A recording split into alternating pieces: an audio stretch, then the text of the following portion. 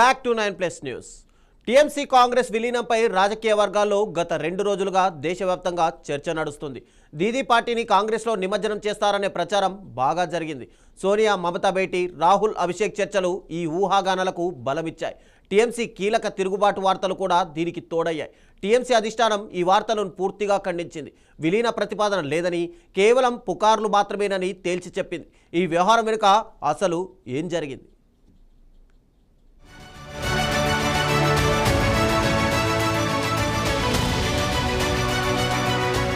పశ్చిమ బెంగాల్ రాజకీయాల్లో గత కొన్ని రోజులుగా సంచలన పరిణామాలు చోటు చేసుకుంటున్నాయి. తృణమూల్ కాంగ్రెస్ పార్టీ కాంగ్రెస్ లో విలీనం కాబోతుందన్న ప్రచారం దేశవ్యాప్తంగా తీవ్ర చర్చకు దారితీసింది. ఢిల్లీలో జరిగిన కీలక భేటీలు ఈ ఊహాగానాలకు మరింత బలం చేకూర్చాయి.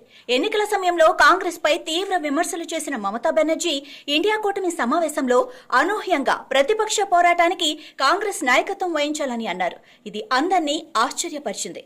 ఆ తర్వాత Congress parliamentary party chairperson Sonia గాంధీతో మమత భేటీ అయ్యారు. వారిద్దరూ ఆప్యాయంగా ఆలింగనం చేసుకోవటం అనేక డౌట్స్ ని క్రియేట్ చేసింది.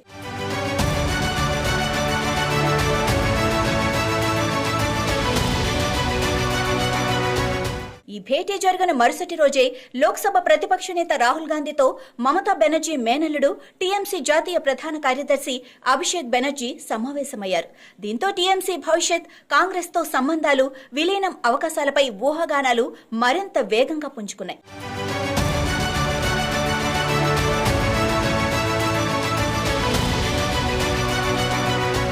వర్గం పార్టీకి చెందిన 28 మంది లోక్సభ సభ్యుల్లో కనీసం 20 మంది మద్దతు తమకు ఉందని, తామే అసలైన పార్లమెంటరీ విభాగమని ప్రకటించమని లోక్సభ స్పీకర్ను కోరటం రాజకీయంగా సంచలనం సృష్టించింది.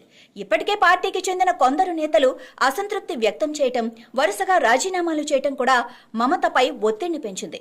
ముఖ్యంగా రాజ్యసభ సభ్యురాలు సుష్మితా దేవ్ టీఎంసీకి రాజ్యసభ సభ్యత్వానికి రాజీనామా చేయటం పార్టీకి మరో షాక్ గా మారింది.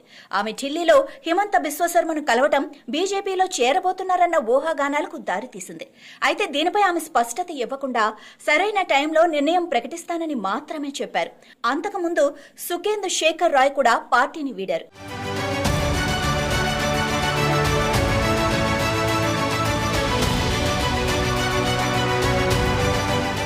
ఈ పరిణామాల వేళ ఢిల్లీలో టీఎంసీ నేతల కదలికలతో విలీనం వార్తలు జోరుగా ప్రచారంలోకి వచ్చాయి.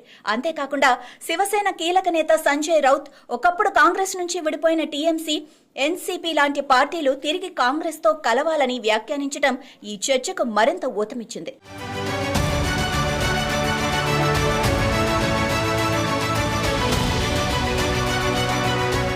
ఈ ప్రచారానికి టీఎంసీ ఫుల్ స్టాప్ పెట్టింది. కాంగ్రెస్ తో విలీనం గురించి ఎలాంటి ప్రతిపాదన లేదని, అలాంటి అంశం ఏ సమావేశంలోనూ చర్చకు రాలేదని పార్టీ వర్గాలు స్పష్టం చేశాయి. అసలు ఈ పుకార్లు ఎలా పుట్టాయో తమకు అర్థం కావటం లేదని అంటున్నాయి. ఇటు కాంగ్రెస్ వర్గాలు కూడా ఇదే విషయాన్ని వెల్లడించాయి. మమత, సోనియా, రాహుల్, అభిషేక్ భేటీల్లో ప్రధానంగా పశ్చిమ బెంగాల్లో ప్రతిపక్ష వ్యూహాలు, ఇండియా కూటమి బలోపేతం, 2029 లోక్సభ ఎన్నికల సన్నాహాల గురించే చర్చ జరిగిందని తెలిపాయి.